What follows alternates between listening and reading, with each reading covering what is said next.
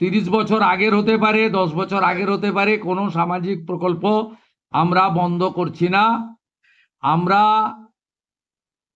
Paperless অফিসও করব, আমরা সমস্ত পোর্টালগুলোকে আপডেটও করব এবং সমস্ত বেনিফিশিয়ারি ডিবিটির মাধ্যমে, যেটা নরেন্দ্র মোদীজির নেতৃত্বে দেশের সরকার করেছে, ডাইরেক্ট বেনিফিট ট্রান্সফারের মাধ্যমে হবে এবং সবটাই স্বচ্ছতার সঙ্গে হবে।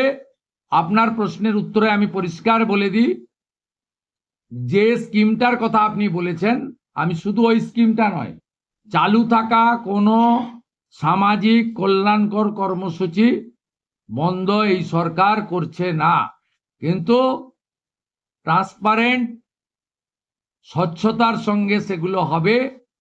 কোনো মৃত ব্যক্তি তিনি কোনো সামাজিক প্রকল্পের সুযোগ পেতে পারেন না, আপনিও বলবেন না পাওয়া উচিত নয়। কোনো অভারতীয় তিনি ভারতের কোনো প্রদেশ বা জাতীয় সরকারের কোনো বেনিফিট তার পাওয়া উচিত নয়। অর্থাৎ আমার প্রশ্নে, আপনার প্রশ্নের মধ্যে আমার সব উত্তর আছে।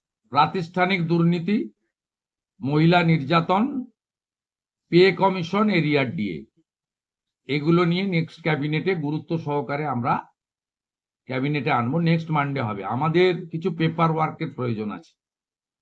আমরা আগের মতো বাজেট হয়ে যাওয়ার পরে চন্দ্রিমা তুমি এটা বলে দাও, এভাবে সরকার চলতে পারে না। সরকার চলে তথ্যের উপরে, সরকার চলে নিয়মের উপরে, এবং সরকারি সিদ্ধান্ত হয় সংবিধানের কতগুলো বিষয়ের উপরে। তাই এই গভর্নমেন্ট আমিত্বে বিশ্বাস করে না, আমরা নীতিতে চলবে এবং রুলস, অ্যাক্টস, সংবিধান, একে প্রায়োরিটি দিয়েই আমরা কাজ করব। আমরা আশা করব এই সরকারের কোনো সিদ্ধান্ত নিয়ে, আপনারা তো বটেই, আমরা বেঁচে থাকা কিছু মানে 2-4-5% যারা সমালোচক, সেই সমালোচকরাও কোনো সমালোচনা করতে পারবেন না, এই রকম সুযোগ এই সরকার দেবে না, ভরসা রাখতে পারে।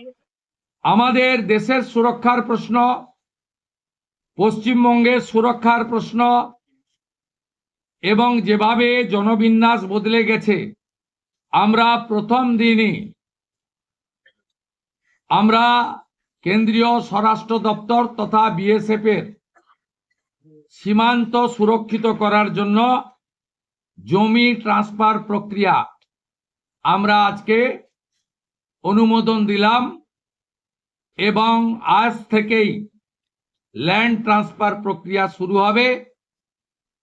ভূমি ও রাজস্ব সচিব তাকে এবং মুখ্য সচিবকে দায়িত্ব দেওয়া হলো 45 দিনের মধ্যে বিএসএফ এর প্রয়োজনীয় জমি হস্তান্তর সম্পূর্ণ করতে হবে।